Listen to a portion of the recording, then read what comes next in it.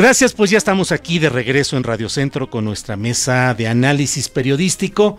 Doy la bienvenida y agradezco a Alejandro Páez Varela. Gracias por estar aquí, Alejandro. Encantado siempre, muchas gracias. Gracias. Jorge Carrasco, asesor de la Dirección de Procesos. Saludos. Muchas gracias, Julio. Encantado. Al contrario, Miguel Vadillo, director de la revista Contralínea. Miguel, gusto en verte. Buenas tardes, Julio. Gracias. Bueno, pues empecemos con lo que sea, con lo que hay, que sobra en este ambiente político de hoy. Y bueno, uno de los temas muy interesantes ha sido el de hoy de Olga Sánchez Cordero, que el tema ya lo vimos aquí en los puntos técnicos, si es un error, si es un problema técnico, pero no deja de haber siempre en toda la historia de los grupos políticos, sean de izquierda, de derecha, de un lado o de otro, pues los pleitos internos y el jaloneo entre el gabinete, y siempre la Secretaría de Gobernación es una pieza codiciada en el esquema político. ¿Cómo ven? ¿Qué les parece? ¿Hay también pleitos internos en este gabinete, Alejandro? Pues es demasiado riesgo que ese pleito haya producido la noticia de hoy. O sea, es un riesgo demasiado alto. Si es un pleito, el costo es muy, muy caro. Porque hay un departamento en Houston de $500,000 que no se declaró, a pesar de la insistencia del presidente de que todo mundo declarara. Entonces, si hay un pleito y ese pleito provoca este ocultamiento, es gravísimo, gravísimo, y alguien tendría que irse. ¿Cuál es tu lectura, Jorge, sobre este asunto? Que es el resultado de viejas confrontaciones. Desde el periodo de transición ya había una complicación en la relación entre la ministra, ahora secretaria Sánchez Cordero, y algunos otros miembros en el gabinete de seguridad. Recordemos, por ejemplo, lo que pasó con ahora diputada Tatiana Cloutier, ¿no? Que ella estaba considerada como subsecretaria y ha decidido, ¿no?, retirarse en ese contexto de confrontaciones que había. Ella nos dijo que públicamente dijo que por razones familiares, pero evidentemente era una manifestación más de esos conflictos que vienen de tiempo atrás y que están ocurriendo. Miguel, ¿qué opinas sobre este asunto? A mí me parece que hay más funcionarios que están ocultando bienes. ¿Tanto así? Yo creo que el hecho de que no hayan presentado ante los llamados del presidente todos sus bienes es porque están ocultándolos. Y la lista era más grande. Ahora aparece esto de la responsable de la política interna, con de que ella sí lo presentó, que no lo hizo función pública. Me parece que son nada más desviaciones. Pero nosotros, los que hemos reporteado todo este enriquecimiento de servidores públicos, los altos mandos en cada sexenio se han enriquecido brutalmente. Hablamos de corrupción, impunidad e injusticia. La exministra actual secretaria de Gobernación, pues viene de servir en otros gobiernos, en cualquiera de los tres poderes. Entonces está enriquecida, como lo estamos viendo. Yo creo que ese departamento no vale ese monto, vale mucho más, ¿no? Por ejemplo. Pero yo creo que hay más funcionarios que no han declarado todo lo que tienen y podría salir en los próximos días, porque viene esta costumbre, y algunos del sector privado también que están incorporados, ¿no? No solamente los servidores públicos que vienen de otros gobiernos.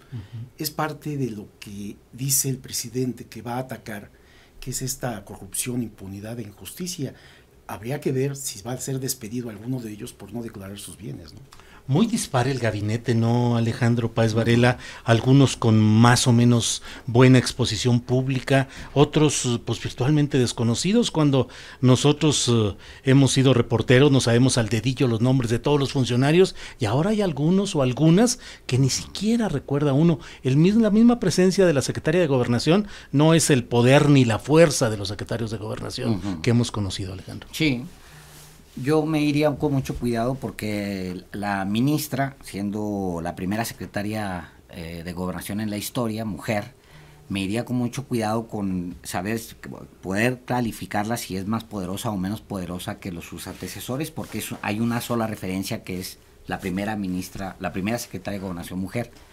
Pero evidentemente sí hay gente que brilla muchísimo más en el gabinete, e incluso en esa primera Secretaría de Gobernación brillaba más Tatiana. ¿Para qué le damos vuelta? Sí. Tatiana es brillantísima, es una mujer de medios y supo llevar a Andrés Manuel en una campaña complicada, lo supo llevar adelante muy bien, siendo no solamente la estratega de redes, sino también la vocera y también el parafuegos y el bombero. O sea, Tatiana era un personaje que debió haberse considerado, diría yo, por encima de Olga Sánchez Cordero para la Secretaría de Gobernación. Y tienes personajes que son que tienen antecedentes menores, diría yo, que no tiene una carrera tan larga, que no los hace tan brillantes. La secretaria del Trabajo se ve que es muy buena chava. Qué bueno que sea mujer, qué bueno que haya llegado a esa edad, que ser secretaria del Trabajo, etcétera, pero no tiene una carrera. La está haciendo como ministra o como secretaria, y yo creo que estas disparidades pues le van a dar brillantez a una secretaría y a otras van a opacar. Ahora, Jorge Carrasco, con este asunto de las grillas y las intrigas que entre otros de los personajes que se hablan entre bambalinas, de que hay el interés de suceder a la propia secretaria de Gobernación Sánchez Cordero, pues se habla del grupo o de la presencia de Manuel Velasco Cuello, el exgobernador de Chiapas, que al menos pareciera estar empujando para tratar de desplazar a la secretaria, y se dice que es uno de los personajes consentidos del actual poder obradorista y que él buscaría relevar a Sánchez Cordero.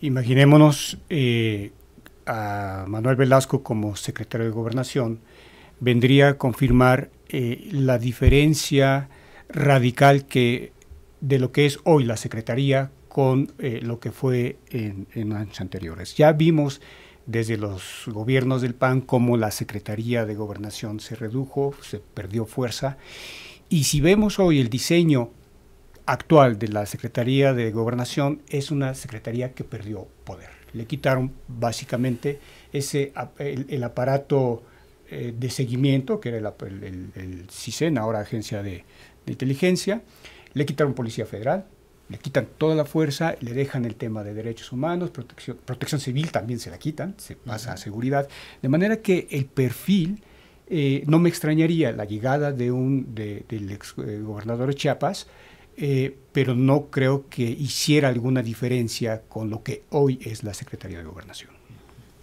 Perdón, excepto que llegara un personaje como Ricardo Monreal. Claro, que ahí sí verías diferencia. Absolutamente, aún con un diseño restringido, es un hombre que ha hecho política, fue gobernador, es senador, fue diputado, y que él sí tiene interlocución con distintos grupos políticos, que ese sí sería una diferencia, aún con el diseño restringido. Más allá de las circunstancias del departamento de Houston y todo esto, Miguel Vadillo, ¿tú crees que se necesita reforzar esa Secretaría de Gobernación y eventualmente que Olga Sánchez Cordero sea una funcionaria de transición, digamos, solo para el momento, y que deba llegar el momento en que haya una secretaría más fuerte? Un personaje más fuerte a cargo de la secretaría.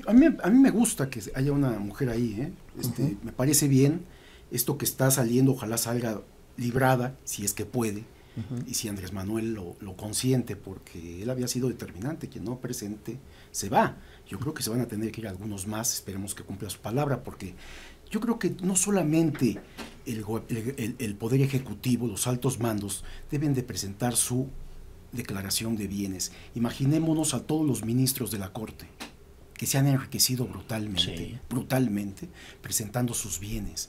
Y es un derecho del pueblo, porque se han enriquecido con dinero público, Julio.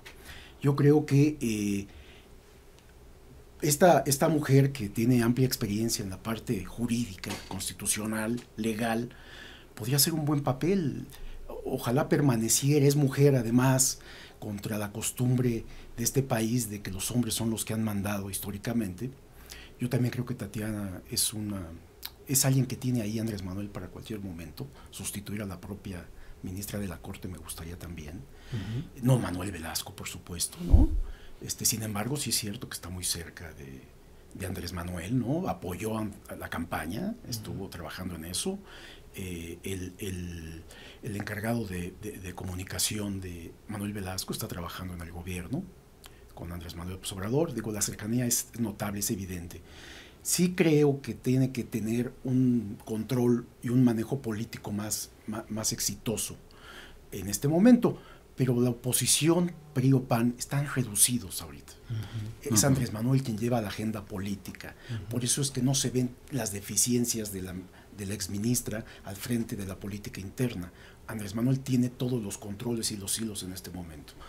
Pero sí sería importante que vaya tomando su papel, ¿no? Debo decir el honor para esta mesa, para Radio Centro, para mí en lo personal, de que esté en presencia de 3 periodistas que han sido largamente críticos, que han elaborado los reportajes y los artículos y la información más comprometida en defensa del interés público, y a los 3 mi reconocimiento en ese sentido, y al mismo tiempo la pregunta de que ahora pareciera que nos está haciendo disminuida la capacidad de investigación y de denuncia, porque nos dicen, es que los de ahora son buenos, ustedes pudieron criticar y analizar a los de antes, pero ahora abatan su sentido crítico, el filo de su pluma o su micrófono, porque deben de ayudar a que las cosas caminen, aun cuando los indicios de problemas y de detalles oscuros o preocupantes son suficientes para que tengamos que ejercer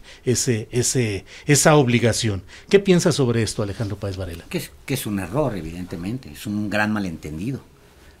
Yo creo que nosotros como medios, los medios independientes sobre todo, no nacimos ayer, ni nosotros como periodistas, ni nuestra vocación no nació ayer. Nuestra labor está desvinculada completamente del ejercicio del poder, de la cercanía al poder, de las simpatías con el poder. No tenemos absolutamente nada que ver con el poder, y qué bueno que así sea, ni poder político ni poder económico. Hay un momento en el que las agendas de la prensa independiente empieza a ser empática con Andrés Manuel y con el discurso de Andrés Manuel.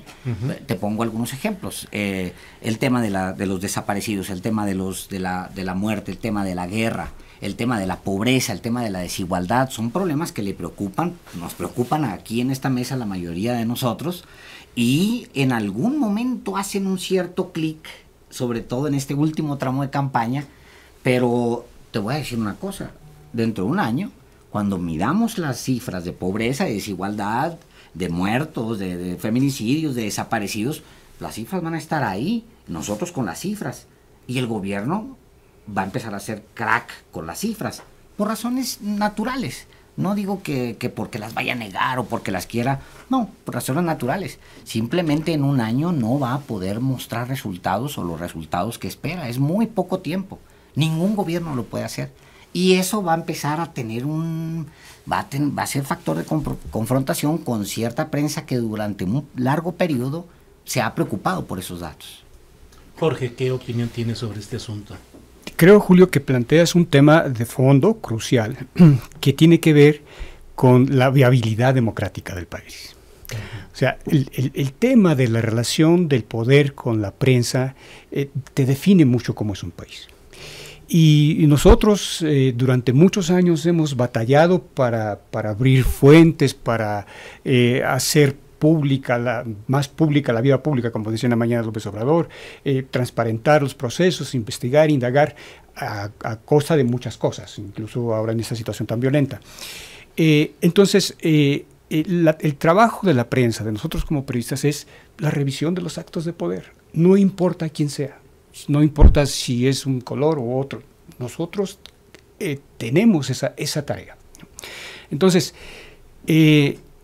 y creo que no es nada más algo que define al actual gobierno, sino a los anteriores, es la difícil relación o lo difícil que les resulta tener a una prensa cuestionando, tener a la prensa encima. Me parece en general que la clase política mexicana no está a la altura de esa necesidad democrática, de una prensa libre, porque en efecto podemos empatar en algún momento agendas, pero no podemos seguir la agenda que marca el presidente.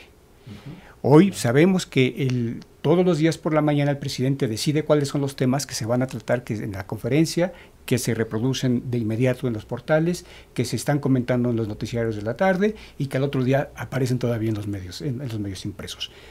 ¿No? O sea, él tiene su agenda. A mí me parece que la gran tarea que tenemos ahora los periodistas es salirnos de esa agenda presidencial. Miguel Vadillo, ¿qué opinas? Julio, quien esté en el poder, va a ser investigado por los reporteros, sea quien sea.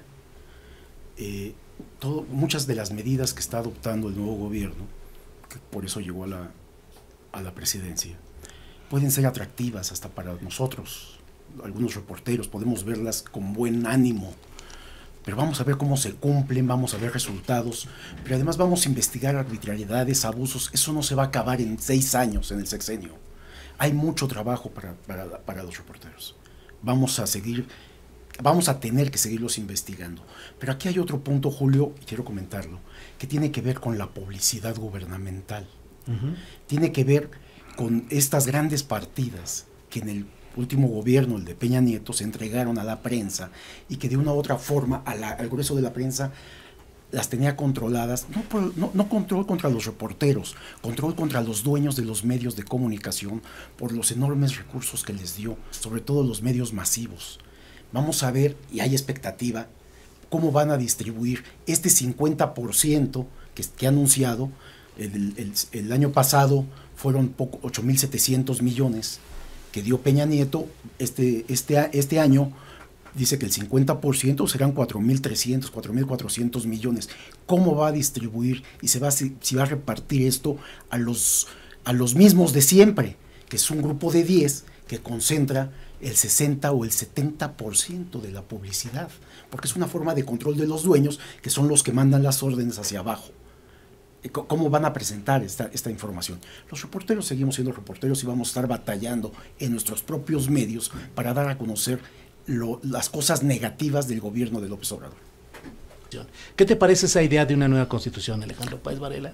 De acuerdo con el Instituto Belisario Domínguez, son 703 modificaciones las que tiene la Constitución. 703. 703. Es decir, sí, efectivamente es una Constitución excesivamente parchada. Nos diría la lógica que se tendría que caminar hacia una nueva Constitución. Ahora, ¿qué creo específicamente sobre López Obrador? Yo creo que él no lo va a hacer. Yo creo que el discurso de ayer, con motivo del aniversario de la Constitución, es claro, es muy, muy claro.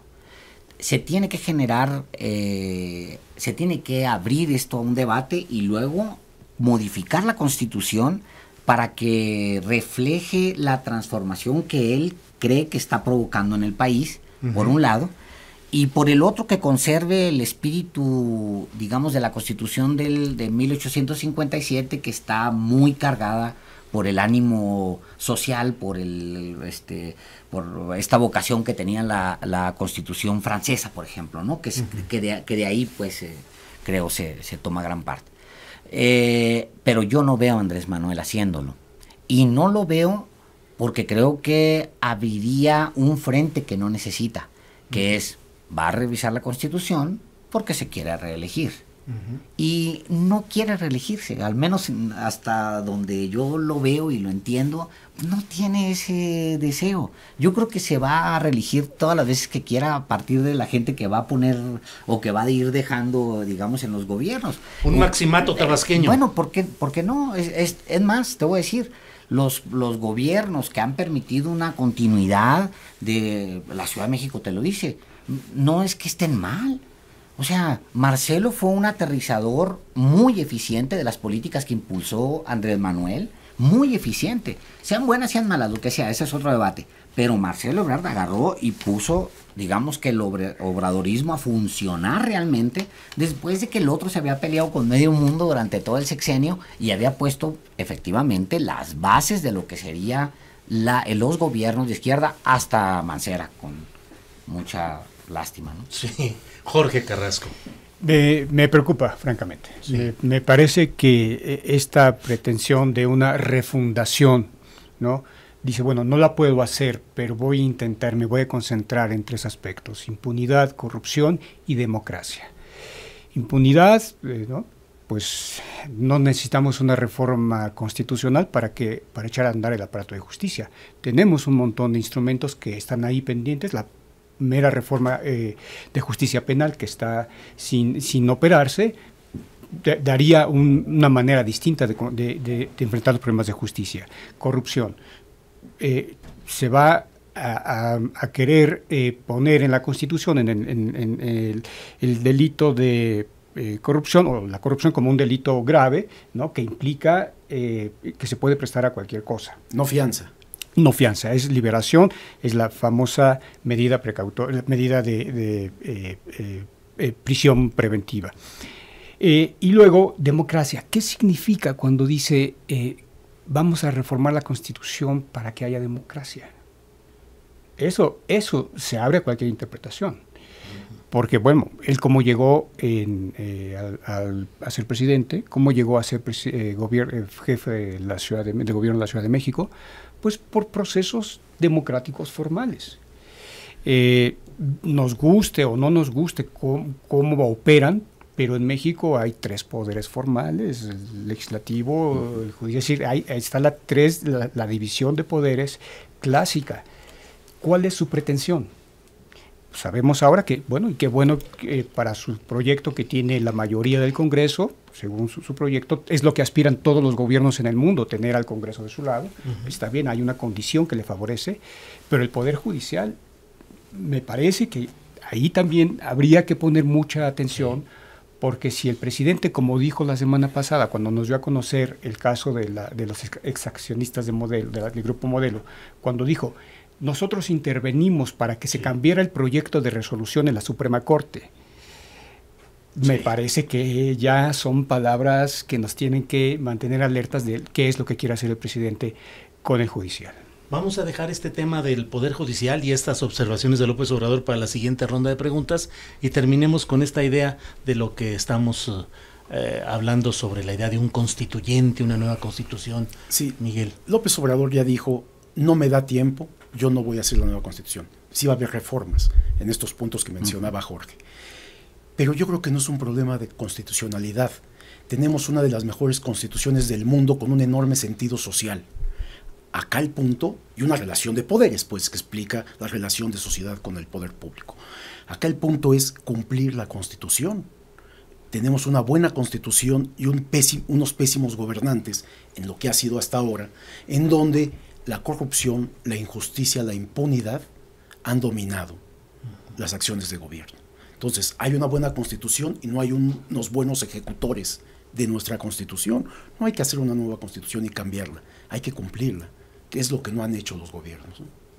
Alejandro Páez Varela, ¿tú cómo ves estas palabras de López Obrador advirtiendo que si hay decisiones del Poder Judicial que él considere que son imbuidas de corrupción, las va cuando menos a denunciar?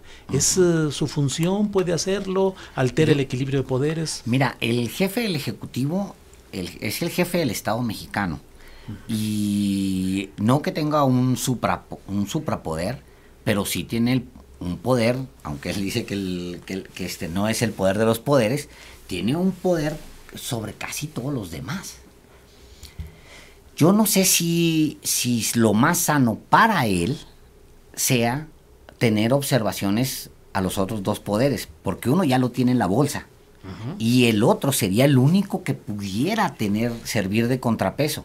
Yo no sé si lo más sabio para él y para toda la idea que existe entre algunos de que está concentrando poder con ciertas intenciones, lo mejor sea que él voltee hacia la Suprema Corte de Justicia y le diga: oye, quiero que ya sea Modelo, o qué te parece que modifique el día de mañana una elección, porque pues ahí está el Tribunal Electoral también, ¿no?, que son independientes. Ese es el riesgo. Yo no sé si lo dice con la intención de decir voy a llegar tan lejos como sea posible para combatir la corrupción, pero pues es riesgoso que él lo haga. Jorge, ¿cómo ves? ¿Presidencialismo vigilante de un poder y controlador de 2? Me parece que lo sintetizas bien. Creo que hay una pretensión clarísima de tener control de los no un control abierto de los poderes, pero sí de tener una presencia significativa en lo que quiera hacer el presidente. Es decir, si en el caso de los ministros de la Suprema Corte y del Consejo de la Judicatura, vamos a enfrentar, por ejemplo, ahora en las próximas semanas, la resolución de la ley de servidores, de los salarios de los servidores públicos. Está pendiente el asunto. Técnicamente, de acuerdo con varias interpretaciones que se han hecho, la ley tendría que anularse de suyo porque tiene vicios desde su origen, ¿no? Reviven un dictamen que ya estaba desechado, lo votan 2 veces, en fin. Ya de origen tendría que desecharse. Si no lo desechan de esa manera la Suprema Corte, que es muy difícil porque necesitaría una mayoría calificada de 8 de los 11 ministros, pues sí tendrían que revisar todos los vicios constitucionales que tiene la ley, que los tiene. Pero el presidente lo ha tomado como una afrenta personal y en lugar de verlo como un asunto que se tiene que dictaminar técnicamente. Por ejemplo, si el presidente dice que él quiere ganar 108,000 pesos, pues me parece bien que él lo quiera, pero que no sea por un capricho o por una decisión personal que no sabemos de dónde sacó esa cifra, sino que sea una revisión técnica del Parlamento, del Congreso, en el que se decida, bueno, el presidente puede ganar o tiene que ganar de acuerdo con sus responsabilidades por ser el jefe de Estado y con todas las responsabilidades que tiene, pues debe ganar 200,000. Si el presidente quiere ganar 108,000, eso es otra cosa.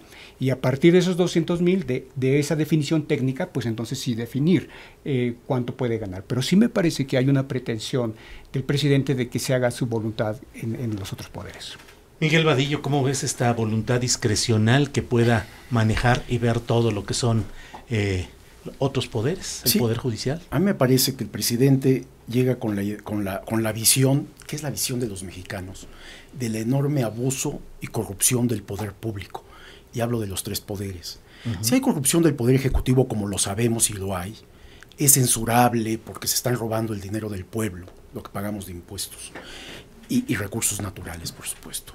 Si hay corrupción en el Poder Judicial, que la hay, es el abuso de los legisladores con salarios estratosféricos y prebendas de cualquier tipo, vehículos, ayudantes, todo lo que uno se puede imaginar, y es grave también. Pero si hay corrupción en el Poder Judicial, es mucho más grave, me parece, Julio, porque estos hombres que ostentan el Poder Judicial juegan con la vida, la libertad y el patrimonio del ser humano. Y nadie los eligió. Mucho más grave. Pues en teoría, la terna, el Congreso, en el procedimiento. Pero es el único de los 3 poderes que no es elegido por la gente. Pero además es el único que no se investiga a sí mismo, porque los otros poderes no tienen esa posibilidad. Entonces que ahora el presidente diga, por lo menos voy a denunciarlo, me parece bien, Julio, porque no está hablando de una denuncia ante la fiscalía, nueva fiscalía, no, está hablando de una denuncia pública. ¿Y qué significa esto? El juicio social. Porque hay 3 juicios. El juicio jurídico, que es la verdad jurídica, que el exprocurador nunca entendió. Era una verdad jurídica lo que estaba planteando, no una verdad histórica. El otro es el juicio social, que es lo que habla Andrés Manuel. Señalaré a los corruptos, sean jueces, ministros o legisladores. Me parece que está bien, porque ha habido un abuso brutal de la corrupción, del abuso del poder en este país. Y el otro abuso que tendríamos que estar considerando es esta permanente tráfico de influencias que hacen los 3 poderes, Julio. O sea, es brutal lo que enfrentamos, y él está señalando esta parte. A mí no me alarma, la verdad, que señale esto. Me parece hasta bien, diría yo. Lo conocemos como periodistas, sabemos todas las historias de trácalas, triquiñuelas, robos.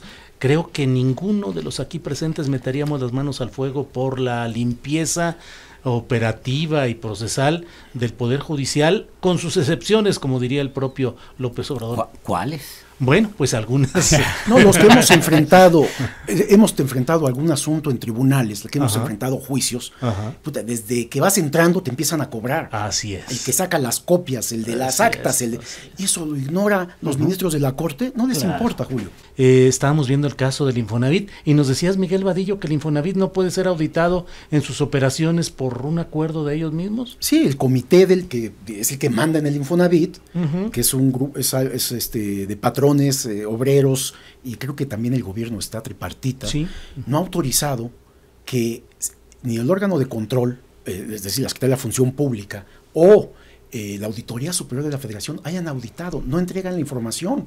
Está en discusión en la Suprema Corte este asunto para obligarlos a que permitan que ingresen y auditarlos. Vaya. Nadie sabe qué hacen con ese dinero. Y ganando 700,000 pesos el anterior director, Alejandro Páez, según lo que hoy se dio a conocer, David Penchina, 700,000 pesos mensuales. Indignante, pero fíjate que hoy hay un dato que soltaron en la conferencia que es todavía mucho más canijo. Son 5 millones de viviendas abandonadas por todo el país. 5 millones de viviendas de Infonavit que se construyeron entre Fox, Calderón y me imagino que Peña, porque Peña se mete muy fuerte a Hidalgo sobre todo. 5 millones. Y eso es corrupción. Por supuesto, o sea, se las entregaste a las constructoras para que las hicieran. Mal hechas. Simplemente, pues, porque el 10% es tuyo, o el 15%, o tú eres el de la constructora, o al cabo que la gente aguanta. Claro. La gente lo que quiere es su casita, del tamaño que sea, ya dámela como sea y lo que sea. Pero para que la gente pobre haya abandonado esos espacios, pues es que están deplorables. Terribles. O sea, es un dato que tendría que obligar a revisar a Fox y a Calderón, Con Jorge, con casos como el de Alejandro Murat, ahora esplendoroso gobernador de Oaxaca, dedicado ahí a salir en sociales y todo el asunto, y que también uno de los casos, como muchos más, en este manejo de Infonavit. En el manejo de Infonavit, en sus relaciones, en algunas operaciones financieras que hizo, que representaron, no estoy seguro la cifra, pero creo que eran 700 millones de pesos, no recuerdo bien la cantidad, pero fue una operación que autorizó el comité durante la administración de Alejandro Murat y que representó una enorme pérdida para el Estado mexicano. Y, claro, no tuvimos rendición de cuentas. Es que estamos en ese momento crítico en el cual toda la legalidad que podríamos defender desde el punto de vista teórico, la legalidad, la institucionalidad, la división de poderes, se cae ante la realidad que sabemos y conocemos de esta terrible corrupción. Creo que por ahí van muchas de las cosas que tenemos que revisar y preguntarnos si esta situación actual necesita un poder fortísimo, súper fuerte, como el que pretende ir concentrando López Obrador. Y es importante, yo me quedé con una idea que no la comenté, del Poder Judicial. ¿Cómo es posible que el presidente de la Suprema Corte de Justicia de la Nación sea el mismo que controla la parte que investiga? Hay un enorme conflicto de interés. El Consejo de la Judicatura, él mismo la preside. Es decir, el Poder Judicial no se investiga a sí mismo. Por eso no vemos jueces, magistrados o ministros de la Corte en proceso. Uno que otro que ha aparecido porque ha sido escandaloso verdaderamente y porque la prensa ha dado cuenta de ello. Pero ellos hacia el interior no investigan. Entonces necesitas otro poder, como el que está ostentando López Obrador, para presionar y que vaya modificándose esto. Y la presión social. Pero la prensa hasta hace pocos años no se metía con el Poder Judicial. No. Es reciente realmente esto de hecho, estar sigue denunciando. sin meterse. Y no porque no quiera, no hay datos. No, sí, hay opacidad. O sea, hay mucha opacidad. Mucha opacidad. Se parece mucho el ejército, que son islas de poder. El ejército mexicano y el Poder Judicial se parecen mucho. Se juzgan a sí mismos, tienen sus propios jueces para juzgarse. El órgano de control de la defensa lo pone el secretario de la defensa hasta ahora. Así es. A lo mejor cambia aquí, pero lo pone el secretario. Oye, pero medio más o menos entiendes, no lo justificas, pero entiendes que esto suceda en un cuerpo militar que necesita, no sé, pero ¿por qué el Poder Judicial, tendría que estar, son opacos, no hay casos, no se investigan los casos de corrupción, se autocontrolan, se autorregulan? ¿Quién lo explica? Ellos tienen la entidad esta que se llama el Consejo de la Judicatura Federal, que es en efecto una caja negra. Toman decisiones, manejan un presupuesto brutal. Tienen, tan solo pensemos que tiene el Poder Judicial de la Federación tiene más de 30,000 empleados. Es decir, que para su operación requiere de recursos enormes. Y entonces los recursos del Poder Judicial los manejan 7 sabios, integrantes del Consejo de la Judicatura Federal. ¿Cómo se integra este consejo? Bueno, pues el Poder Ejecutivo pone 2, el Legislativo pone 2 y el Poder Judicial pone 3. Y entonces se reúnen, no sabemos qué deciden, y ellos deciden cómo se gasta, a quién se investiga, cómo se sanciona. No puede ser.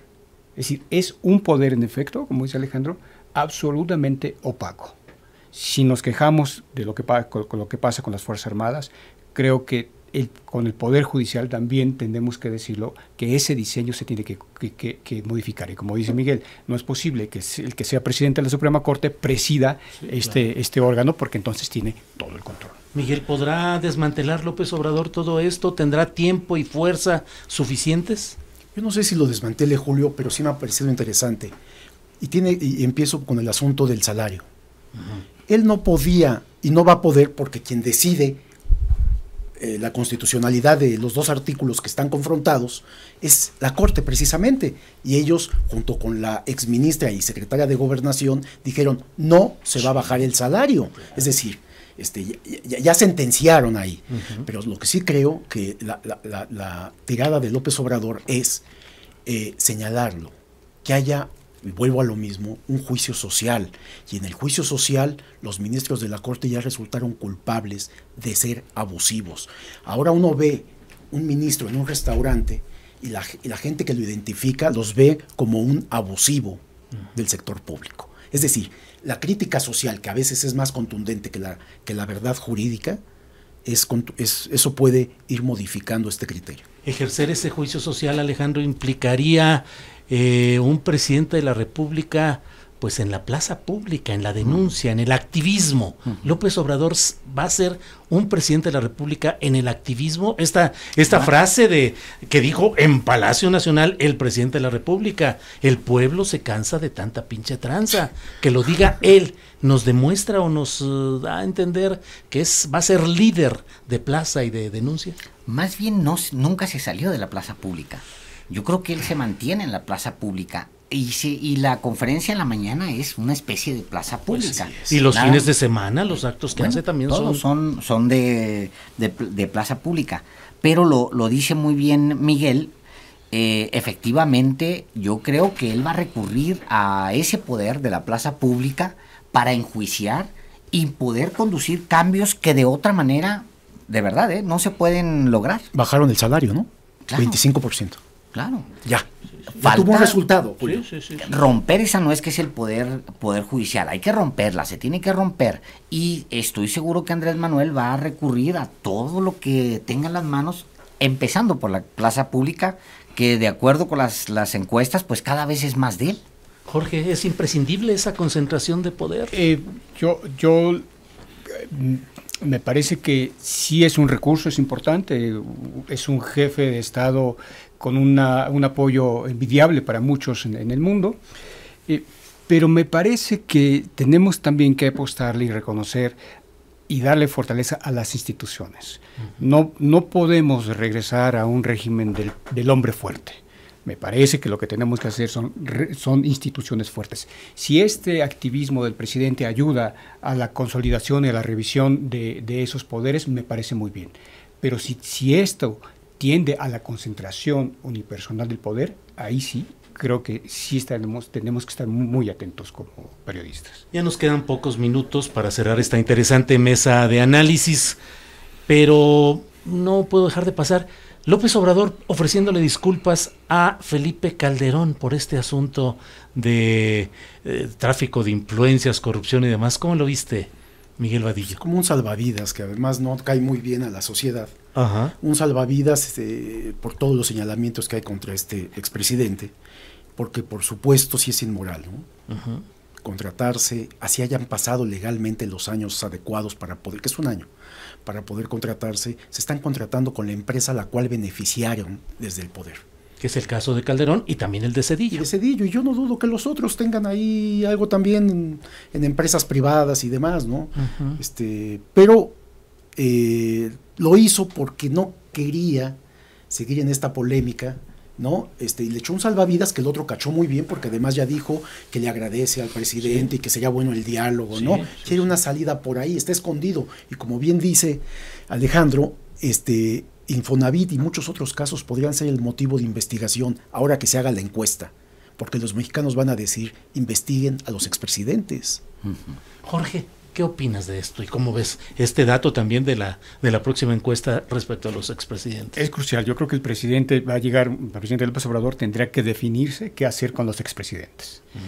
Es decir, bueno, ya les ha quitado la pensión, la protección que tenían del también desaparecido Estado Mayor Presidencial, pero el presidente llegará a un momento en que ya no pueda patear la pelota más hacia adelante, porque ¿qué tal si la consulta pública los resultados de la consulta pública es, sí queremos que investiguen a los expresidentes, queremos que investiguen a Zedillo, a Fox, a Calderón, a Peña Nieto, y hay razones y motivos para echar para arriba. Entonces, sí tendrá el presidente que definirse, porque no podrá decir, bueno, pues que el pueblo decida. No, sí tendrá que tomar una decisión política de lo que va a hacer con los expresidentes. Claro, son de estos asuntos. Alejandro, te toca ir cerrando ya el último comentario de esta interesante mesa.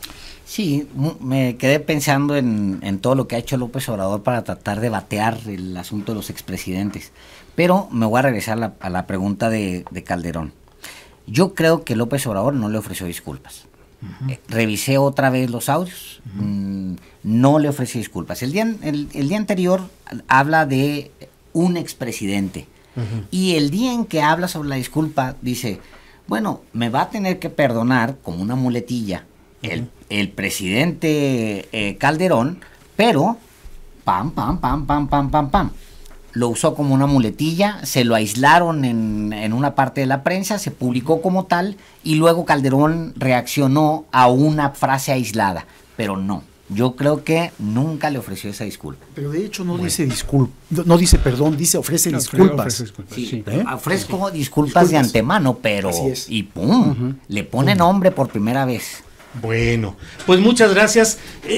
De las varias llamadas que llegaron, hay una de don Alfredo González de San Andrés, Ecatepec, Estado de México. Dice, he visto que desde el 1 de diciembre pasado la prensa es más libre, suelta y crítica que en el sexenio pasado, en donde les aplicaban la ley Mordaza y el famoso chayote. Debo decirle, don Alfredo González, que sí, vemos muchos cambios, entre ellos pero a mucho honor quienes estamos aquí y en los medios en los que estamos, Miguel Vadillo en la revista Contralínea, Alejandro Páez Varela en Sin embargo, Jorge Carrasco en la revista Proceso, un servidor en el diario La Jornada. Pues la verdad es que llevamos mucho tiempo actuando sin ley Mordaza, sin el tal chayote y con una prensa libre, suelta y crítica, de lo cual me complazco de que estén ustedes aquí. Gracias, Miguel. Gracias, Julio. Gracias, Alejandro. Muchas gracias. Julio, muchísimas gracias.